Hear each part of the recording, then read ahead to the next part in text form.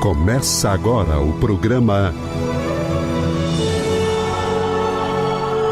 O Livro dos Espíritos em Nossa Vida, com Adilson Maris e Ricardo Honório.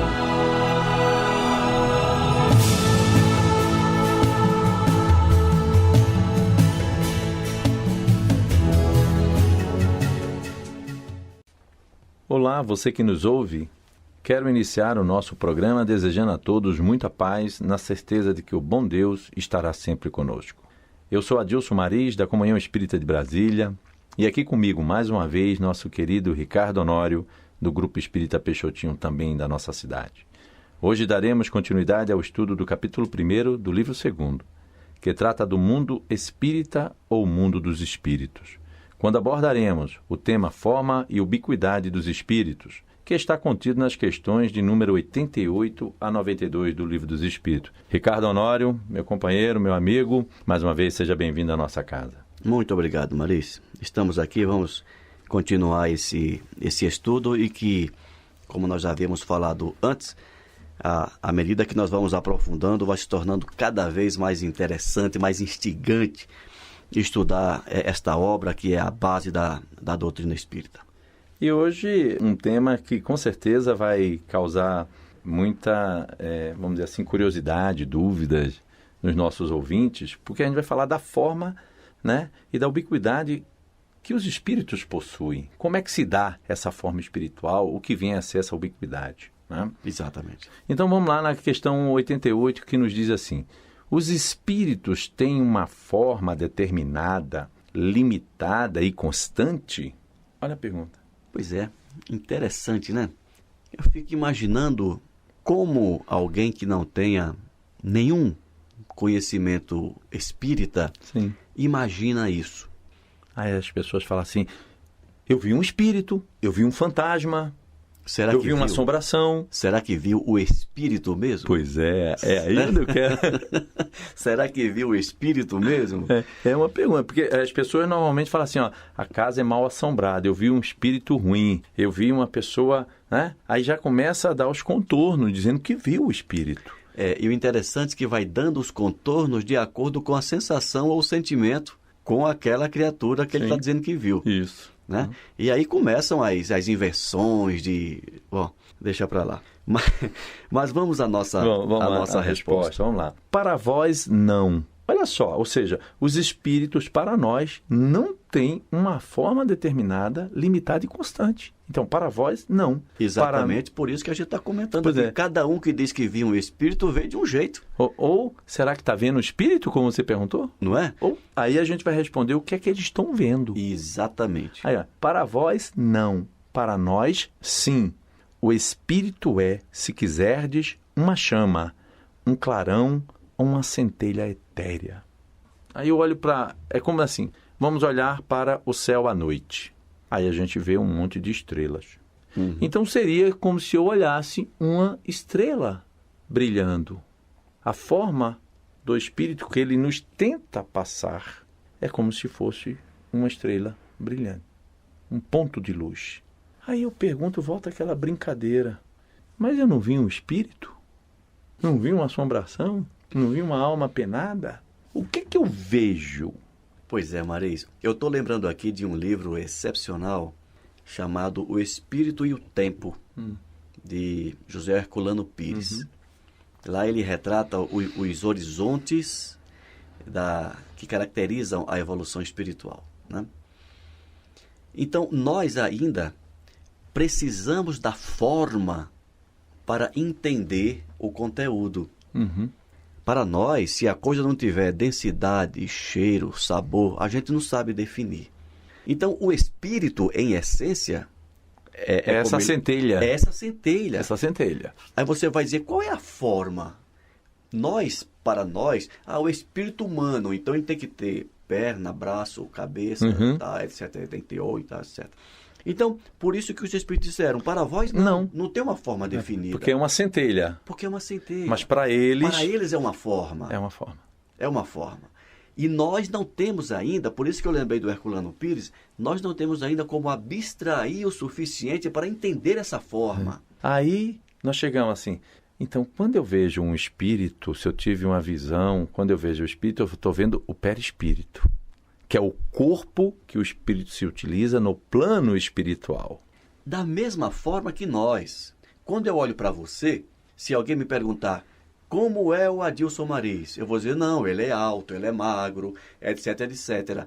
E quando você desencarnar, será que eu vou te identificar por essa forma? E voltando a sugerir aos ouvintes estudar as características do perispírito, como, por exemplo, uma delas a plasticidade, Isso. onde você poderá, quando desencarnado, se apresentar da forma que você julgar mais interessante. Mais novo, mais Sim. velho. Nesta encarnação você tem essa configuração física. Isso. E nas anteriores? Isso. Eu posso buscar uma apresentação Sim. que foi muito forte lá atrás e me identifico muito com ela. Então eu me apresento com aquela vestimenta, com aquela forma, aquela estrutura, com aquela aparência. Inclusive, acho que agora eu vou chocar um pouco mais os nossos ouvintes, inclusive buscar uma encarnação em que você ocupou um corpo feminino. Com certeza. Com certeza. Aí você vai dizer, caramba, eu sonhei com o Maris, mas não pode ser o Maris porque ele era uma mulher. Sonho tem dessas Sim, coisas, né? Você tem. sonha, eu sonhei uma coisa, mas era outra. Coisa de doido? Que coisa de doido, eu sonhei com o Maris, mas ele era mulher, ele não estava daquele jeito. Mas eu sabia que era o Maris. Uhum, Né? Isso. Ou seja, identifica-se pela afinidade o espírito, mas a forma é completamente diferente. Pode buscar uma existência lá atrás e ele se apresenta com aquela existência. Com aquela existência. E normalmente, agora é bom lembrar para os nossos ouvintes que ao se apresentar com a forma anterior do qual o espírito se identifica, normalmente são espíritos que têm condições e que compreendem como funciona o plano espiritual. E conseguem ter esse domínio sobre a plasticidade do perispírito. Isso, sobre a plasticidade. Porque a grande maioria dos espíritos, ela passa, vamos dizer assim, desapercebida no próprio plano espiritual. Elas desencarnam e reencarnam. Segundo Manuel Filomeno de Miranda, no livro Os Temas da Vida e da Morte, a grande maioria dos espíritos morrem, voltam para o plano espiritual, voltam a nascer, sem se dar consciência de que passaram pelo plano espiritual. Por isso que a beleza da doutrina dos espíritos, que nos chamam a atenção, nos mostram a nossa existência no mundo dos espíritos, como essa existência se processa, como é o mundo dos espíritos, para quando a gente retornar, a gente, opa, isso aqui eu já estudei, já ouvi falar nisso. Quando eu falo com alguém, porque quantas vezes a gente vê que nas sessões mediúnicas, uma boa parte dos espíritos que são tratados, eles dizem que as pessoas estão loucas porque ele conversa com as pessoas e as pessoas não os respondem. Então, ou seja, ele acha que ele está vivo e que os outros estão loucos, porque ele está na casa dele, está de posse daquilo que ele usa, a plasticidade ele cria por meio do pensamento, aí é um estudo mais profundo, utilizando-se o ectoplasma, e aí ele cria toda aquela ambientação dele, ele tem acesso a determinadas coisas que ele pega, mas que é criação mental dele, e ele não entende por onde ele passou. Então, por isso que o livro, o conhecer a doutrina dos espíritos nos ajuda até para quando a gente retornar e dizer assim, não, eu estou muito velhinho, eu quero, vamos dizer assim, para quem não me conhece, hoje eu não tenho quase cabelo nenhum, né? Eu vou voltar com os meus cabelos, né? Então, eu jogo uma cabeleira nova. Tá rindo, Honório? É que o Honório tem uma cabeleira bonita, né? Então, a gente se apresenta mais jovem, né? E com essa estrutura, mas isso tem que ter consciência da aplicação sobre a matéria no plano espiritual. Mais uma vez você foi muito bem, porque isso explica uma pergunta que me foi feita. Se nós já morremos, por que hoje eu não lembro do mundo espiritual? Por que hoje eu não aceito isso, se isso é uma realidade? Isso que você falou. Pelo estado de ignorância, a gente passa pela experiência material, espiritual, entre encarnação e desencarnação. Sem perceber. E não percebe isso. Sem perceber. Então, este momento agora é o momento de a gente estudar, nos esclarecer, abrir a nossa consciência para quando esse fenômeno se repetir, o fenômeno morte se repetir, a gente tem a consciência. Ah, caramba, então é aquilo que eu aprendi. Então agora eu estou desencarnado. E vou aprender muito mais agora. Vou aprender mais agora. Eu quero estudar, quero me estruturar, quero compreender essa vida da qual eu estou aqui. Não vou perder tempo ficar aqui. Não. Né? Isso, né? E vou seguir o meu caminho. Fazer Até uma dica já para os que ficam, hein? Para aqueles que perdem entes queridos, ao invés de ficar chorando para ele não ir, pelo contrário, desencarnou, faça uma oração, ore, que siga a luz, meu amigo. Que vá em frente, cuide da sua vida, estude, cresça. E quando você estiver em condições melhores do que a nossa, se for permitido, venha nos ajudar. Venha nos ajudar. Se for permitido. Não é? Isso. Só lembrando que essa temática, apenas uma dicasinha, nós incidimos no fenômeno de obsessão de encarnado para desencarnado, hein? A perseguição mental. A obsessão que ele está querendo falar é a perseguição mental. Perseguição mental. Né? O coitado do desencarnado está tentando continuar a vida dele. E a gente chama, e a gente aqui fica atraindo energeticamente. Nessa pergunta 88, é uma subpergunta que ele fala assim, essa chama ou centelha tem uma cor qualquer, né? Aí ele responde, para vós, ela varia da sombra ao brilho do rubi, segundo seja o espírito mais ou menos puro. Então, quer dizer assim, se o espírito é iluminado, ela brilha. O seu brilho vai aumentando. Se não é, vai ficando opaco. Isso na visão deles espíritos. É na forma para eles espíritos. Porque a gente no plano espiritual, eu não vou ver essa centelha, eu vou ver o perispírito do Honório lá. Eu vou ver o perispírito do Adilson, eu vou ver o perispírito... Tomara que quando você me vê, tenha alguma luminosidade. Tem alguma luminosidade, que eu não esteja tão opaco. Vamos passar para o 89, que o nosso tempo está já voando. A questão 89 fala o seguinte: os espíritos gastam algum tempo para percorrer o espaço? Olha que pergunta legal. E dentro dela tem uma subpergunta, né? Mas vamos primeiro nessa daí. Os espíritos gastam algum tempo para percorrer o espaço? Pois ainda bem que ele falou algum tempo. Se você imaginar 1/1000 de segundo, é algum tempo. Sim, né? Com certeza. Então, nós aqui gastamos algum tempo? Gastamos, porque temos que carregar esse corpo pesado, etc, etc. Estamos sobre o efeito da gravidade. Efeito da gravidade. Desencarnado, imagino que não tenhamos que carregar essa carcaça pesada. Mas, como você já comentou na questão anterior, vai depender, acredito, você vai ler a resposta, dessa evolução. Se o espírito, se ele é mais opaco, acredito que ele tenha mais dificuldade de locomover-se. Se ele é mais brilhante, ou seja, mais evoluído, tenha domínio sobre si e sobre os fluidos, acredito que ele tenha uma maior mobilidade. Mas vamos ouvir a resposta. Aí o que é interessante, né? A resposta nos dá assim, vamos resgatar a pergunta. Os espíritos gastam algum tempo para percorrer o espaço? Aí diz assim, sim, porém, rápido como o pensamento. Quem? Qual é o espírito que consegue locomover-se rápido como o pensamento? Será que todos? Com certeza não.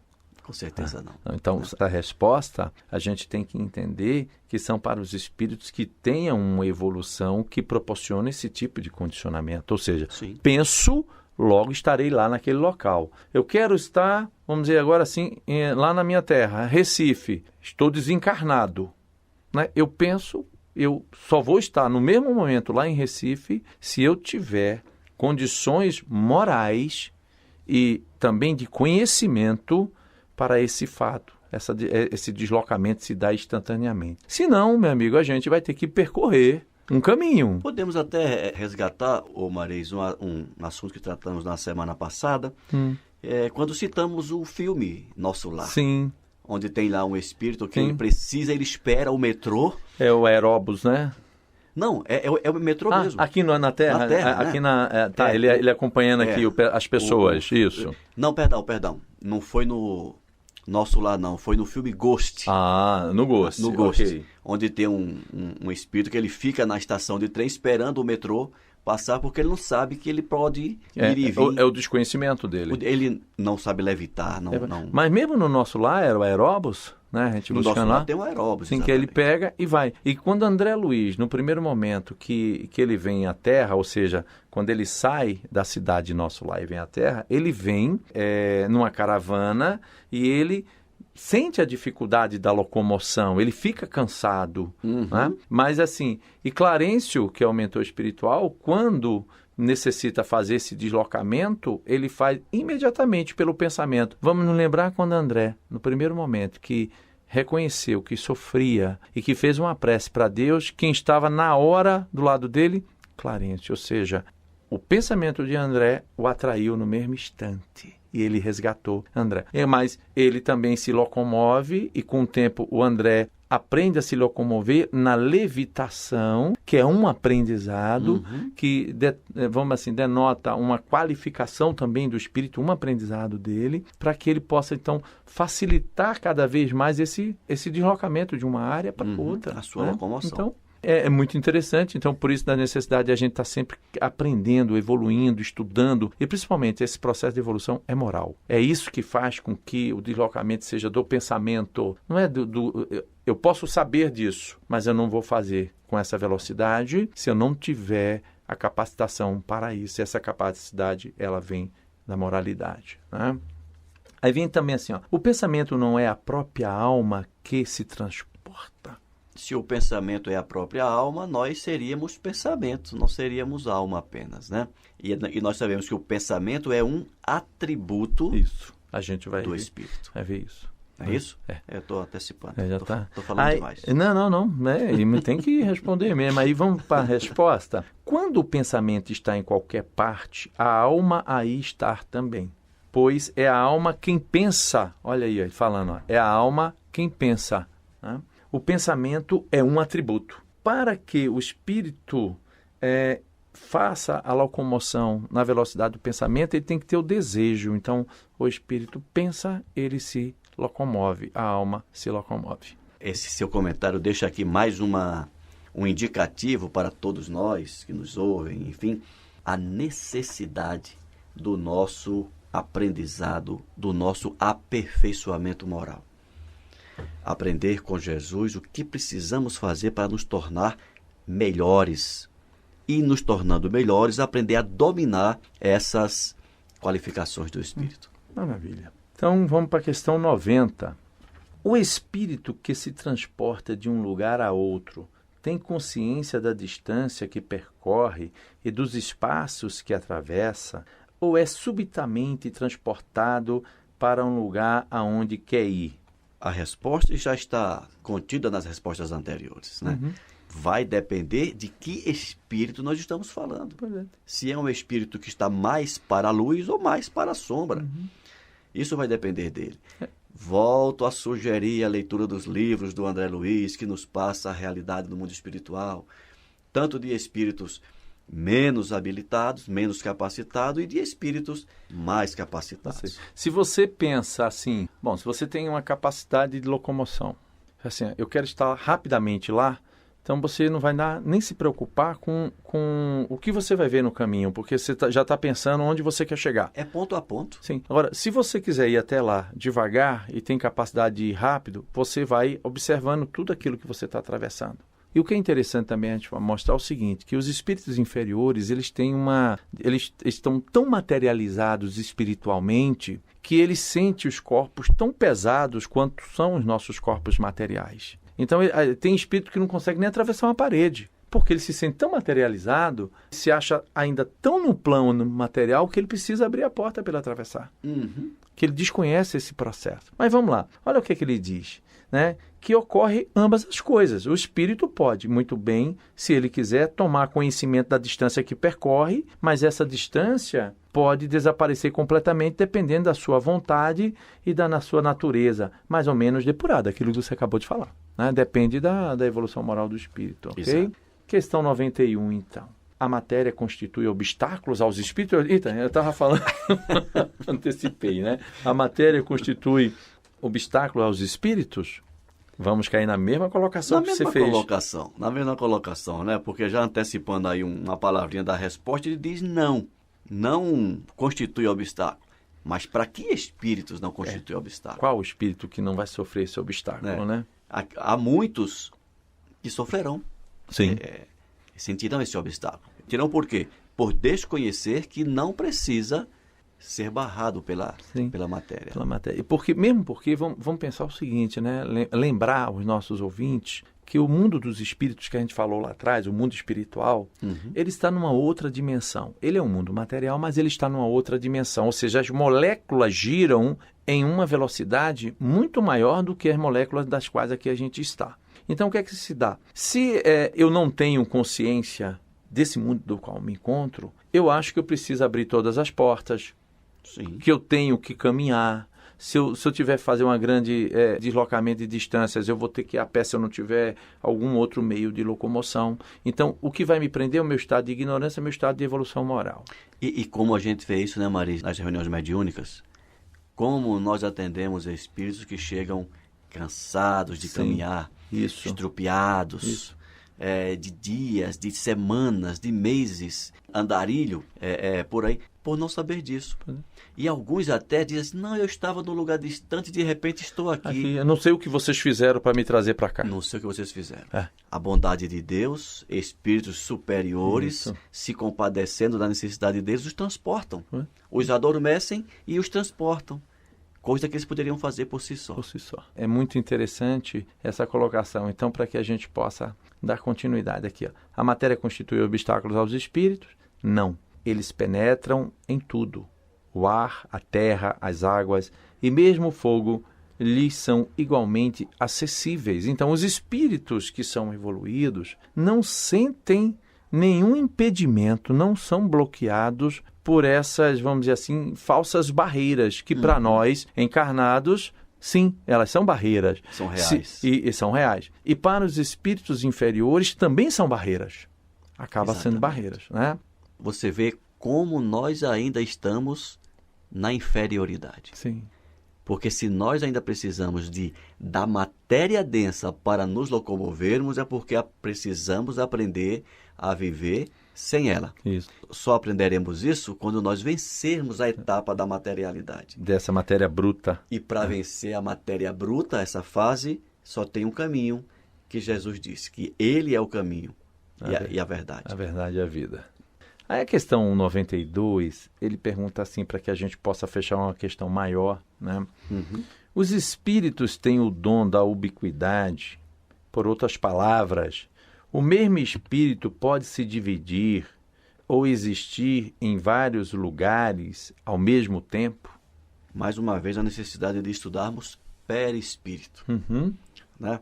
A ubiquidade é uma dos atributos do perispírito. Antecipando aqui, quem já não ouviu aquelas histórias de ter visto visagens, espírito, sei lá o quê, né? Alguém viu num ponto e alguém viu a mesma coisa em outro ponto. Isso é uma forma de comprovar a ubiquidade dos espíritos. Lembrando que ubiquidade é o fato de alguém, no caso do espírito, apresentar-se em vários pontos simultaneamente, ao mesmo tempo. Para que os nossos ouvintes possam compreender melhor, tem uma simbologia que o próprio Livro dos Espíritos ele nos traz em determinados momentos. Fala o seguinte, como é que eu posso compreender isso? Peguemos o Sol. O Sol ele é único, o nosso Sol. Mas ele está em vários pontos ao mesmo tempo, aquecendo aqui, ali. O Sol que nos aquece aqui em Brasília, aquece no Recife, aquece lá no Rio Grande do Sul, em Manaus, e é o mesmo Sol, e ele está presente. Então vamos imaginar, se o espírito, quanto mais evoluído, é uma centelha, e essa centelha brilha cada vez mais, quanto mais evoluído ele for, ele pode sim se apresentar em lugares distintos, atuando, porque o pensamento dele é poderoso para isso, ele tem essa essência. Como esse processo se dá é outra coisa. Os espíritos a gente estudando, a gente pode até compreender. O que a gente também pode pensar é o seguinte, e se o espírito ele não tiver essa capacidade, como se dá? Se ele não tem, mas se você pertence a uma mesma falange de espíritos, que são espíritos voltados para aquele trabalho do bem, e você não pode, aí o Honório está lá desencarnado e fala assim, Adilson, olha, estão me convocando para uma determinada tarefa em tal local, você me representa? E lá o espírito se apresenta como o Ricardo Honório, porque tem a mesma sintonia, tem a mesma capacidade de explicação, porque são espíritos afins, então esse representa e ninguém vai saber. Então, eu costumo, Maris, fazer uma relação com a evolução tecnológica que nós já temos hoje. O fenômeno, o advento das videoconferências tão comuns hoje em dia, pode também abrir o início do entendimento para isso. Eu posso estar aqui participando de uma reunião no Japão. Sim. Né? E ao mesmo tempo também está em outro local, em outro ambiente. Se fizermos uma videoconferência, Brasília, Nova York, Tóquio, Londres, vamos estar em todos esses lugares, a nossa imagem, Sim. a nossa voz estará nesses ambientes ao mesmo tempo. Né? Claro que não é a mesma coisa, mas é para que a gente entenda como a gente pode estar em vários lugares ao mesmo tempo. Materialmente, hoje, conseguimos por intermédio do avanço tecnológico. Os espíritos conseguem por intermédio do avanço moral de cada um deles. Então vamos lá, vamos repetir. A pergunta, a resposta, tem uma subpergunta e a resposta. Os espíritos têm o dom da ubiquidade? Por outras palavras, o mesmo espírito pode se dividir ou existir em vários lugares ao mesmo tempo? Aí ele vai assim, não pode haver divisão do mesmo espírito, mas cada um é um centro que irradia em diversas direções e é por isso que parecem estar em vários lugares ao mesmo tempo. Vês o Sol? Olha aqui, a questão do Sol está aqui. É apenas um. No entanto, ilumina tudo ao redor e leva seus raios a longas distâncias. Apesar disso, ele não se divide. Ficou bem esclarecida essa parte, vamos para a subpergunta. Todos os espíritos se irradiam com o mesmo poder? A gente já, por tudo que a gente já conversou, vai depender do questionamento da evolução moral, né? Exatamente. Aí vamos ver o que é que ele diz assim. Muito longe disso, depende do grau de sua pureza.